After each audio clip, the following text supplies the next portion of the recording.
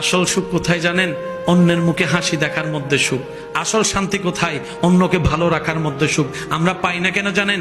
আমরা অন্যের মুখের হাসি কেড়ে নিজে হাসার চেষ্টা করি, অন্যকে আগুনে ফেলে নিজে এসির মধ্যে থাকার চেষ্টা করি, অন্যকে বেইজ্জতি করে নিজে ইজ্জতে থাকার স্বপ্ন দেখি। কখনো পাওয়া যাবে না, কখনো পাওয়া যাবে না। কারণ রবের বান্দাকে, রবের সৃষ্টিকে যে কষ্ট দিবে, রব তাকে কখনো ছাড়বে না, রব তাকে কখনো ছাড়বে না, রব তাকে কখনো ছাড়বে না। রব্বুল আলামিন অতীত বর্তমান সব জানার পরও হাসরের বিচার রেখেছেন। তার অন্যতম একটা কারণ হচ্ছে এই দুনিয়াতে যারা টাকার কারণে বিচার পায় নাই, সম্পদের কারণে বিচার পায় নাই, পাওয়ার না থাকার কারণে বিচার পায় নাই, সম্পদের জুলুমের কারণে অত্যাচারিত হয়েছে, বিচার পায় নাই।